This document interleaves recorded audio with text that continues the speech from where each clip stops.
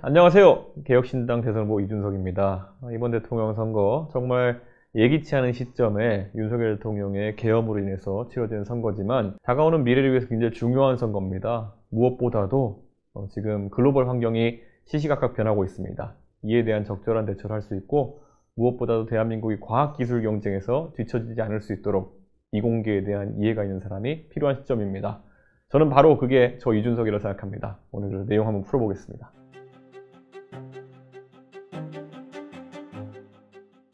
전 다 아는 분들이라 가지고요.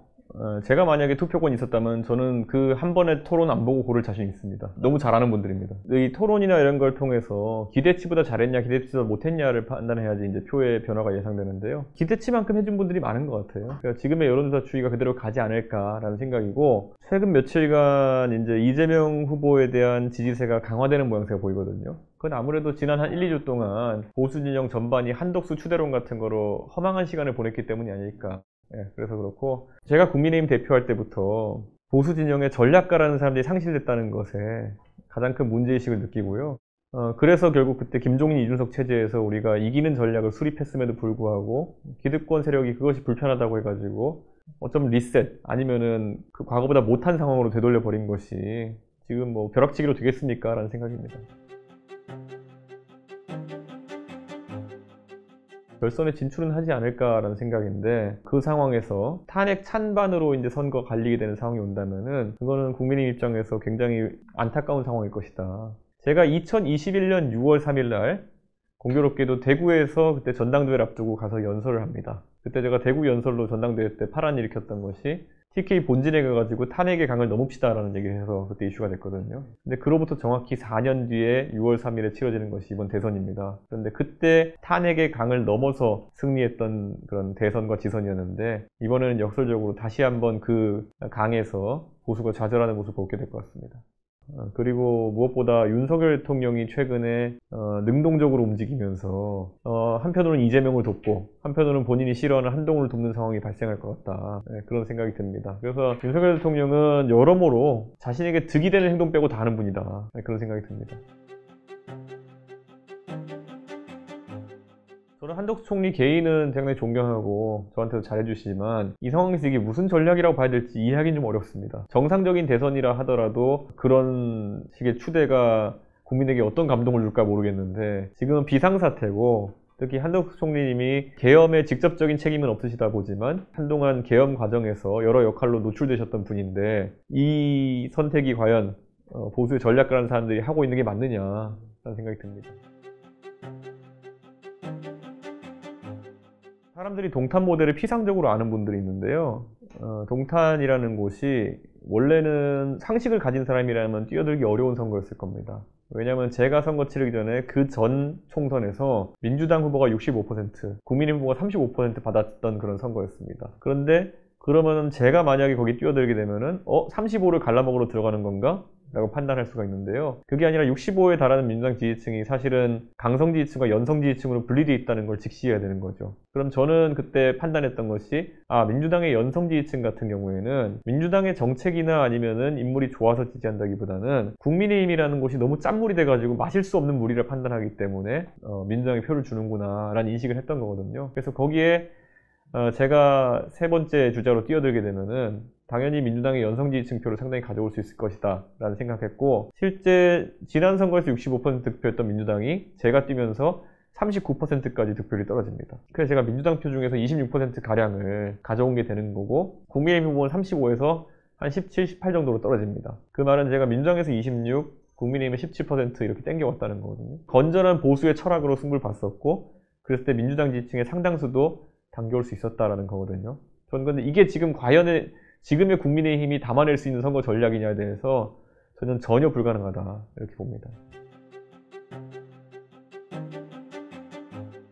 아닙니다. 지금 상황에서는 항상 제3후보가 극복해야 되는 사표 방지론의 벽을 넘어야 되는 거거든요. 그리고 이 사표 방지론이라는 거는 탄핵 대선에서는 일정 정도 시점에 돌파가 되는 그게 있습니다. 과거에 2017년 선거를 복귀해 보면은 안철수 후보가 처음에 한 10% 미만의 지지율로 시작했다가 거의 한 2주 남짓하는 동안에 한 20, 30%가 출렁였던 적이 있습니다. 그래서 1등까지 치고 올라갔던 적도 있는데, 저는 당연히 지금 국민의힘 경선이나 민주당 경선이 진행되는 과표지 구간이 끝나면은 그런 피크가 한번 온다 이렇게 봅니다.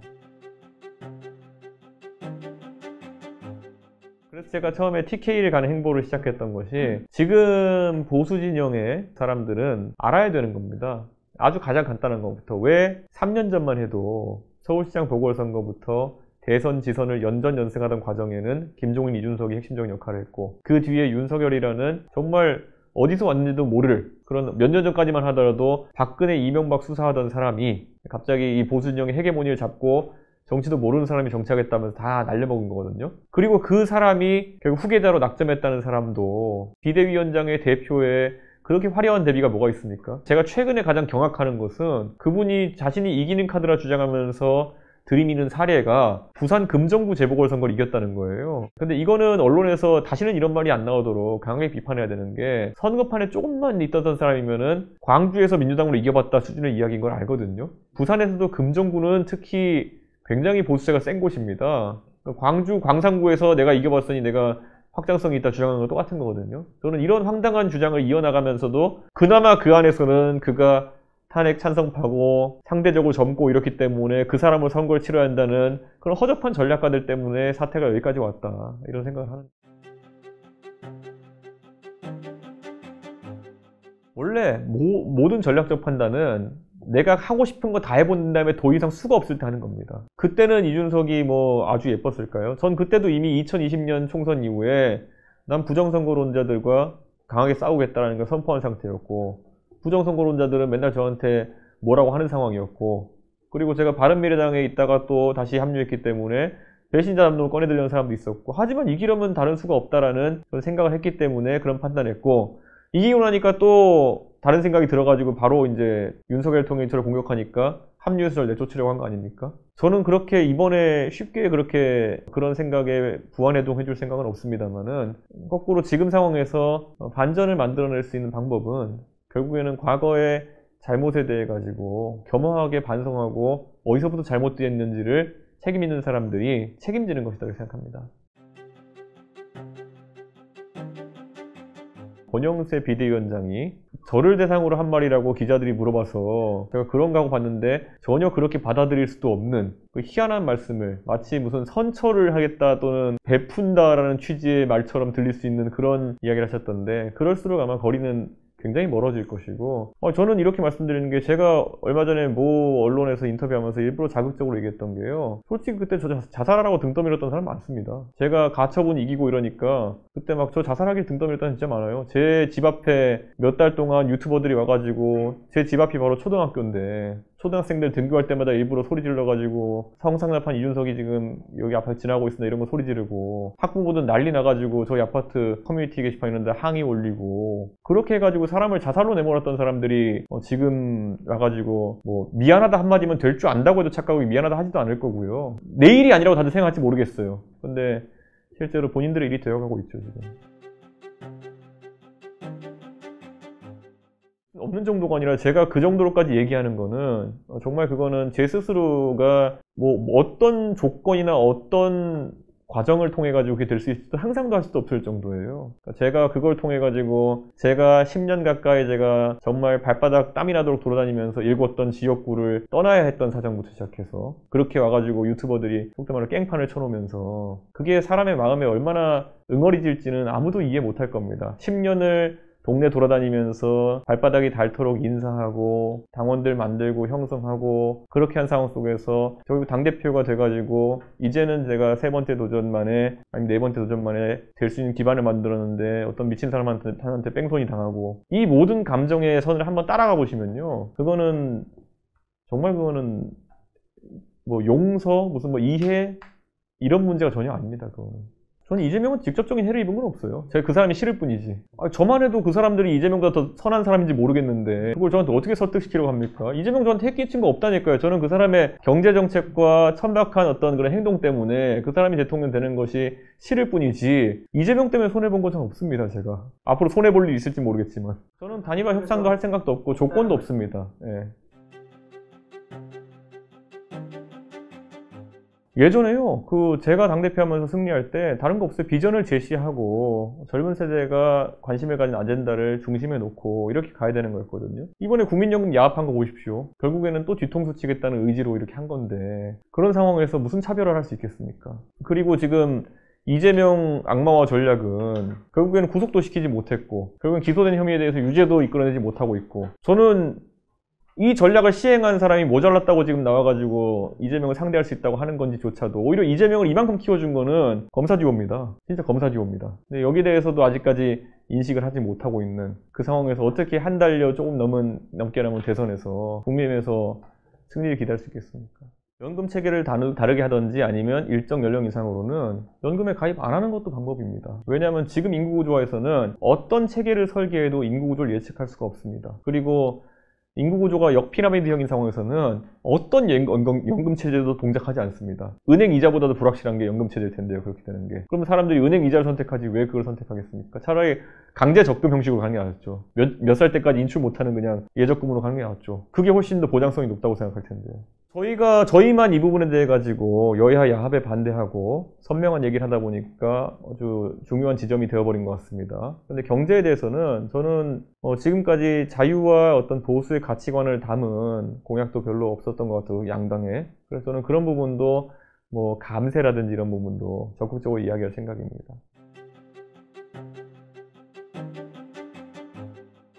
우리가 큰 틀에서 예전에 박정희 대통령이 60년대 경제개발 진행할 때는요. 그때는 엘리트들이 군조직 아니면 관료라고 볼 수가 있겠죠. 그래서 민간에서 할 수 있는 판단이나 민간의 창의력보다 오히려 교육받은 그 당시에 고등교육을 받은 집단인 관료와 군인층이 오히려 더 잘했다고 볼 수 있겠죠. 근데 지금 시점에는 민간의 창의력을 관료들이 쫓아간다고 하는 것이 거의 불가능합니다. 그런 상황에서 관료들이 그럼 창의력에서 뒤처지기 때문에 본인들이 할 수 있는 건 관리 능력이고 그럼 그 관리 능력 하에서 최대한 빛을 보기 위해서는 규제를 양산해내는 것이거든요. 그래야 본인들이 입김이 세질 테니까. 저는 그래서 규제 외에는 다른 지금 창의력에 보탤 수 있는 것들이 사실 민간에 확실히 뒤처지는 만큼 민간 주도 성장을 해야 되는 상황이다. 그런데 이재명이라는 사람이 소위 젠비디아라는 논란을 일으키면서 엔비디아 같은 테크 자이언트를 자기들이 국부 펀드 또는 연금 기금이나 이런 걸 투자해가지고 이룰 수 있다고 생각하는 것 자체가 말이 안 되는 거죠. 엔비디아의 창업자인 젠슨 황이라는 사람이 훌륭한 투자자로 알려진 손정희 씨랑 앉아서 이렇게 컨퍼런스 얘기하면서 이런 얘기를 해요. 옛날에 마사가, 그러니까 마사요시 손이니까 마사가 엔비디아에 5조 원 정도의 지분을 가진 적이 있었다. 그걸 팔았는데 그거 갖고 있었으면 지금 얼마일 것 같냐? 거의 200조 가까이 했을 거거든요. 그러니까 손정이라는 우리가 잘 아는 손 큰 투자자도 그 엔비디아의 가치가 5조 원인지 200조 원인지 나중에 얼마가 될지를 잘 판단하지 못해가지고 거의 비슷한 가격에 팔았거든요. 다 산 가격과. 그런데 어떻게 지금 거기서 국부펀드 같은 걸 통해가지고 30% 가까운 지분을 유지한다는 구체적 목표까지 세운 다음에 운영할 수 있겠냐는 거죠. 그때 손정희가 투자해서 얻은 지분율이 아마 5% 정도 될 겁니다. 그러니까 이런 것들 같은, 그래서 거기 이재명 대표가 붙인 게 뭐냐면은 이걸 하면 세금을 안 내도 되지 않을까요? 이런 얘기 붙였어요. 그러니까 이분은 매번 정책의 그 괴가 뭐냐면은 무상 시리즈, 기본 시리즈로 뭘 주겠다는 얘기를 먼저 하고 그러면 그 뒤에 따라온 질문이 돈은 어떻게 할 건데요? 라는 게 들어오면은 자기만의 희한한 방책을 내놓는 겁니다. 지난 대통령 선거 때는 대한민국이 기축통화국이 되니까 사실상 발권력이나 국채 발행력을 이용해가지고 그걸 할 수 있다는 식의 황당한 주장을 했던 거고요. 지금은 엔비디아 같은 그 이름이 뜨니까 엔비디아 같은 거 만들면 되지 않느냐 이렇게 얘기하는 거예요. 저는 이재명 대표가 엔비디아를 만들 능력이 있었다면 지금 성남시장 안 했을 거라 봅니다. 그쪽으로 가가지고 나중에 성남시장을 살 수 있을 정도의 능력치 가졌을 거라 보거든요. 너무 가볍게 그런 걸 얘기해요. 근데 거기에 맞춰서 그게 될 거라는 상상 속에서 돈은 또 지금 쓸 거를 다 얘기해놓습니다. 기본 시리즈나 이런 거로. 전형적인 분식회계에 가까운 것이고 과거 문재인 대통령이 우리나라를 재정수지가 거의 한 100조 가까이 적자나는 상황으로 영구화시킨 것과 지금 비슷한 거죠. 문재인 케어니 아니면 여러 가지 복지한다고 하면서 늘려놓은 것들이 공무원도 많이 뽑아놓고 이런 것들이 거의 재정수지 적자가 수십조에 달하는 그런 상황을 만들어 놓게 된 거거든요. 이거 구조조정하는 게 저는 급선무다. 그래서 저와 개혁신당은 지금 감세와 과잉복지 축소라는 것을 동시에 내세우려고 하는 거거든요. 근데 전 솔직히 만약에 본인이 자유주의자고 보수주의자인 측면이 있다고 생각하는 독자시라면은 진짜 본인이 그런지 한번 가슴에 손을 얹고 생각했으면 좋겠어요. 단언코 얘기하는데요. 저는 정치라는 목적 자체가 대한민국의 문제점들을 지적해내고 그것을 고치는 대안들을 제시해서 실제 나라를 좋은 방향에 바꾸고 싶어서 그렇지, 제가 분식회계 하면서 영달을 누리기 위해 정치하는 건 결코 아닙니다. 그래서 남들보다 어려운 길로 제가 정치하고 있다 생각하고요. 지금 그런데 더 이상 이제 예전에 마지못해가지고 이준석을 당대표로 만들어준 일부의 분들이 계신 것처럼 이제는 이 구조조정에 나서지 않으면은 대한민국이 파산 위기에 처한 것도 사실이다. 이거를 많은 유권자들이 좀 인지해 줬으면 좋겠습니다. 저는 굉장히 안타깝습니다. 우리가 한 10년 가까운 박근혜 정부 이후에 복지 확대나 그리고 이런 중도층 공략이라는 것이 어느 정도 필요하긴 했겠지만 지금 상황에서는 정말 사회적으로 납득이 안 가는 지원금이나 아니면 이런 보조들이 많이 생겼어요. 제가 몇 가지 예로 얘기하는 게 파주나 이런 데 가보면은 성매매 피해자 지원금이라는 것이 활성화돼 가지고 가끔 이제 인터넷 커뮤니티에 올라오고 하는데, 성매매 피해자라는 개념이 뭘까에 대해서 생각해보면은 감금, 납치, 폭행 등으로 인해 가지고 원하지 않는 성매매를 하신 분들한테 만약에 자립 자활을 위해 가지고 지원금이 나간다, 그러면 그 부분은 어느 정도 이해는 갈 수 있는 부분이겠지만은 실제 그런 것 같지도 않아요 지금. 저는 이런 데 돈이 나갈 여력이 있는 대한민국인가, 금액이 크진 않겠지만 이런 새는 돈이 많다는 것은 대한민국에 누구나 알고 있는 것이거든요. 저는 굉장히 문제의식을 갖고 이걸 봐야 된다. 그게 바로 작은 정부를 지향하고 민간의 창의를 지향하는 보수의 모습이어야 되는데, 저는 이번에 국민의힘에서 나온 주 4.5일제 공약 보고 경악을 금치 못했어요. 주 4.5일, 주 5일제도 지금 대체 공휴일 하나 도입된 것 때문에 3일 연달아 쉬는 날이 있으면은 그 시작하는 연휴날은 인천공항이 미어 터집니다. 해외여행을 단기로 다녀오는 그런 통로로 사용되는 대체 공휴일 제도가 그렇게 되는데, 만약에 4.5일제까지 결합되게 되면은 결국에는 우리의 소비 진작보다는 오히려 해외여행을 조장하는 그런 상황이 될 수도 있는 거거든요. 기업이 예를 들어 5일 근무자 4.5일 근무로 줄어든다고 하는 것은 임금 감소를 그러면 실제 염두에 두고 추진하는 정책이냐, 아니면 임금 감소 없이 받는 금액은 똑같으면서 0.5일을 줄여준다고 하는 것은, 아니 얼마 전까지 최저임금이 9,000원 되느냐 10,000원 되느냐 갖고 싸우던 정당이 국민의힘 아니었나요? 그러니까 노동 비용을 10% 올리냐 줄이냐 때문에 거의 거세게 싸웠던 국민의힘이 5일이 4.5일로 줄어들면 딱 그 10% 정도 차이 나는 거거든요. 노동시간이 있어가지고. 근데 그걸 지금 선심성 공약이라 던지는 걸 보면은 이건 굉장히 파퓰리스트적인 측면이 강하다. 그런데 이런 얘기했을 때 국민의힘 내 주자 중에서 어느 누구도 거기에 대해 얘기를 안 해요. 지금 사실 권영세 비대위원장이나 아니면 권성동 원내대표는 그런 정책을 발표하면 안 되는 위치거든요. 대선 후보가 정해지기 전에 왜 그런 정책을 알박기에 놓습니까? 근데 어느 대선 주자도 거기에 대해서 이의 제기를 안 하는 것 같아요. 제가 못 봤을지 모르겠지만. 이거 자체가 지금 국민의힘이 굉장히 식물 정당이 돼버린 게 아니냐, 그런 생각입니다. 저는 AI는 인재 유출과 유입에 대한 것이 가장 중요하지 자본의 축적이 해결하는 문제는 아니다, 이렇게 생각합니다.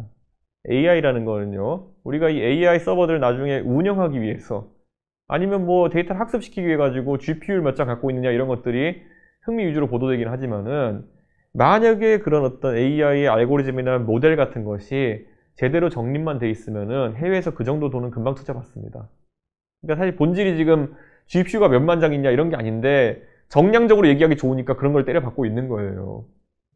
저는 그것보다 중요한 거는 우리나라의 그런 AI 산업 발전 방향을 어떻게 잡아가느냐인데, 예를 들어서 딥시크다 아니면은 미국의 오픈 AI다 이런 것들을 봤을 때, 오픈 AI나 아니면 미국의 다른 AI 파운데이션 모델 같은 경우에는 그냥 민간의 자본과 민간의 실리콘밸리의 인재와 이런 것이 결합돼 가지고 우직하게 가고 있는 거예요. 저는 LG AI 연구원 가서도 질문했어요. 이게 LG에서 내부용으로 만든 거냐 아니면 국가를 대표하는 모델이 되기 위해서 만드는 거냐.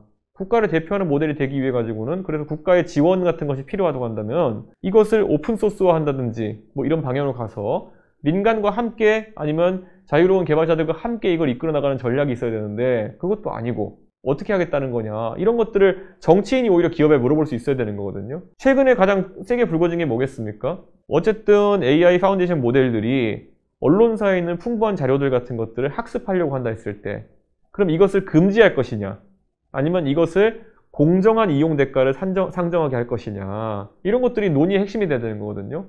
저는 AI가 학습한 데 있어가지고 공정 이용 단가를 언론사들도 받아들여야 된다는 생각을 하거든요. 근데 지금 이걸 개별 협상하게 만든다든지 이렇게 하는 순간 우리나라의 AI 산업은 뒤처질 수밖에 없는 겁니다. 근데 이런 것들을 논의하지 않고 100조, 200조? 저는 갑자기 뛰쳐나가가지고 100조 투자하겠다. 이거 과학적이지 않은 수치거든요. 어떻게 뭘 계산하면 100이 딱 떨어질 수가 있습니까? 거의 사기에 가깝다는 얘기죠. 그러니까 100조 얘기하는 사람도 웃기고요. 더 웃긴 사람은 저 사람이 100조 얘기인가 난 200조 얘기하지 하는 사람.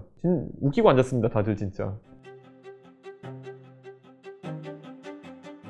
저는 정계 개편은 불가피하고 아마 그냥 이거는 제가 국민의힘이라는 당을 너무 잘 알아서 그런데 전원 다 뛰어나올 겁니다. 근데 저는 그거에 대해서 제가 그런 일이 발생한다 하더라도 그런 식의 정계 개편을 하고 싶지가 않습니다. 제가 생각하는 정계 개편이라 한다면 만약에 국민 여러분께서 신뢰해 주시고 저에게 만약 정계 개편의 주축이 될 기회를 주신다면은 정말 미래지향적으로 가치가 있는 사람 하나하나를 민주당이나 국민의힘 가리지 않고 섭외해서 거국 내각을 구성하고 그 틀 안에서 다가오는 총선에서 저는 완전히 새로운 인물들을 전면 배치해가지고 정계 개편을 완성시켜야 된다 생각합니다. 이게 많은 분들이 의석이 좀 있는 당을 그래도 대통령 후보가 나야지 일할 수 있다고 착각하시는데요. 사회를 개혁해야 될 중차대한 상황 속에서는 선 대선 그리고 후 총선으로 생각하셔도 된다. 마크롱식 모델이 딱 그거거든요. 마크롱이 대선에서 강한 개혁 드라이브로 지지를 받은 다음에 몇 년 뒤에 총선에서 압도적인 표를 받으면서 여당을 이제 만들어낸 거거든요. 저는 오히려 이런 마크롱식 모델이 대한민국에 충격을 주고 변화를 시키기엔 좋은 그런 상황이다. 저는 국민의힘이 정당 해산 심판의 딜레마 속에서 오도 가도 못한 상황이 될 것이다. 정당 해산 심판이라는 것이 과거에 황교안 법무부 장관이 통합진보당을 해산하기 위해서 청구했던 사례가 있는데 그때 이석기 의원이라는 분이 통합진보당의 핵심 간부고 그리고 이분이 국가 전복을 모의한 그런 내란 예비 음모가 있다 그래가지고 이런 내란 예비 음모를 한 거는 중죄예요. 그리고 이런 거를 하는 사람이 간부로 있는 당은 역시 위헌 정당이니까 해산해야 된다. 강령이나 이런 거 봤을 때 뭐 이런 논리였거든요. 마찬가지로 대통령은 국민의힘의 핵심 간부입니다. 1호 당원이라 자기가 얘기하고 다니잖아요. 그리고 우리가 실질적으로 봐도 지난 한 3년 동안의 기간 동안에 윤석열 대통령은 국민의힘의 절대적인 지배력을 행사해왔고요. 근데 그런 정당에서 내란 예비 음모도 아니고 실제 내란죄로 심각한 수사를 받고 인정받을 만한 정도의 일이 있었고 그것을 당 차원에서 몇 개월간 옹호하는 스탠스가 있었다라고 하는 것은 형평만 놓고 보면은 정당 해산 심판에서 해산 가능성이 있다 보는 거죠. 물론 저는 그렇게 하는 거는 헌법재판소에 상당한 부담이었겠지만은 지금 보십시오. 한덕수 권한대행이 어느 정도 이해 안 가는 이유로 2명의 헌법재판관을 빨리 임명하려고 했던 거거든요. 그거는 아무래도 다음 정부가 정권이 교체된다 하더라도 보수 우위의 헌법재판관을 가져가려는 의도가 있었다라고 좀 판단하거든요. 그러니까 저는 이것도 정당해산 심판도 6명의 인용으로 결정되는 것인데 상당히 위험하다. 저는 제가 계속 얘기해요. 전 유승민 의원처럼 당할 생각이 추호도 없습니다. 유승민 의원이야 저랑 비슷한 어떤 철학을 갖고 있다 하더라도 정치를 임하는 자세는 완전 다릅니다. 저는 제가 스스로 당을 만들어서 개척하고 그리고 동탄에도 도전하고 뭐 이런 것을 그리고 대선에 도전하고 이런 도전적인 마인드로 정치를 한다면은 유승민 의원은 조금 조건이 맞을 때 나서려는 성격이 있기 때문에 유승민 의원 같이 그렇게 피동적으로 당하진 않을 겁니다. 저는 사실 제가 보수 진영에 있어가지고 뭐 보수 진영 전반에 유권자를 얘기하는 게 아니라 그 기득권 세력이 저한테 어떻게 했는지 너무 잘 알고 있는 상황 속에서 그들에게 타협하기는 굉장히 어렵다. 그래서 저는 이 윤핵관들과 윤석열이 만들어 놓은 판이라는 것은 보수 유권자들 알아서 정리해달라. 지금 거기서 유사품으로 지금 뭐 다른 윤석열 2세를 세운다고 해서 될 일도 아니고 지금 유사품이 자기가 아닌 것처럼 자꾸 이제 얘기하고 있는데 완전 유사품입니다. 제 생각에는. 저희가 수학 국가 교육 책임제라는 걸 하려고 공약하거든요. 지금 대한민국의 교육이라는 것이 과거의 국제 이런 학력평가나 이런 걸 보면은 피사라고 하죠. 이런 걸 보면 우리가 항상 수위권이었는데 계속 순위가 떨어지고 있습니다. 그것은 지난 한 20년의 세월 동안에 어떤 교육 목표를 자꾸 하향 평준화 시켜왔기 때문이거든요. 자꾸 뭘 빼줘요. 수학이나 이런 것들도. 정작 산업 현장에서는 더 많은 어떤 지식을 함양하게 기대하고 있고 그러다 보니까 이 충분한 이공계 인재나 이렇게 길러지는 게 어려운 겁니다. 저는 이 포퓰리즘적 교육관이 결국 반영된 거라 보는데요. 저는 조금 더 강하게 공부하는 대한민국을 만들어야 된다. AI나 로봇이 태동하는 시기에 AI보다 소프트웨어적인 측면에서 뒤처지는 사람, 하드웨어적인 측면에서 로봇보다 뒤처지는 사람은 일자리를 뭐 임금을 낮춘다 이런 문제가 아니라 일자리를 구할 수 없는 상태에 놓이게 됩니다. 그럼 말 그대로 생산성이 0인 사람들이 탄생하게 되는 것이거든요. 그 전에 우리가 개개인의 역량을 최대치까지 끌어올려야 되는 것이 우리의 숙명이다. 그 인간이 도태 위기에 놓이는 시점을 늦추는 것이 굉장히 중요하다. 이런 말씀을 드리는 거거든요. 저는 그 과정에서 수학 교육은 굉장히 중요하다 생각을 하고요. 결국 그 수학 교육을 통해 가지고 지금까지는 뭐 낙인 찍기니 위화감이니 이러면서 교원단체나 이런 것을 반대해왔던 것들, 예를 들어서 성취도 평가 같은 것들, 전국 단위 일제고사 같은 것들을 보지 않고서 학생의 정량적인 현재 위치를 파악할 수 있는 방법은 없습니다. 저는 그래서 전국 단위 일제고사나 이런 걸 통해 가지고 미국의 부시 정부나 오바마 정부에서 했던 것처럼 적극적인 공교육 강화책을 만들어야 된다, 이런 생각입니다. 그래서 지금 학령 인구가 줄어들기 때문에 하나의 기회가 될 수 있는 게요, 수학 수업 같은 경우에는 저는 지금 우리가 중고등학교 때 한 학년에 20명 정도 되는 반들이 있는 학교들이 많은데요, 수학 교육 때는 한 반의 편성 규모를 이제 교실도 남고 이러니까 5명 정도까지 낮춰야 될 필요성이 있겠다, 그런 생각을 합니다. 그래서 수학은 앞에서 배운 걸 기반으로 뒤에 걸 배우는 사람들이 많기 때문에 앞에서 뒤처지면 따라갈 수가 없거든요. 일부 사교육을 통해 가지고 다시 끌어올려지는 학생이 있긴 하지만은 저는 이게 공교육의 역할이 되어야 되는 것이고, 수학 과목에 대해 가지고는 추가 교사를 투입하고 반당 학생 수를 5명까지 떨어뜨려서라도 학생들이 그 수학에 대해서는 책임지고 국가가 교육하는 그런 시스템을 만들어야 된다. 저는 여기에 대해 가지고는 만약에 수학에 대한 일정 이수량을 가져가지 못한 학생들 같은 경우에는 유급까지도 시행해 줄 수도 있다. 중고등학교 때 잠깐 뒤처진 것 때문에 공부 좀 더 하라고 하는 게 낙인이 아닙니다. 나중에 고3 졸업할 때쯤 돼가지고 내가 지금 중고등학교 다니면서 뒤처진 상황에서 아무것도 하지 않아가지고 일자리를 구할 수 없는 상황이 됐구나. 친구들은 뭔가 본인들 하고 싶은 일을 할 때 나는 하고 싶은 일을 하지 못하는구나.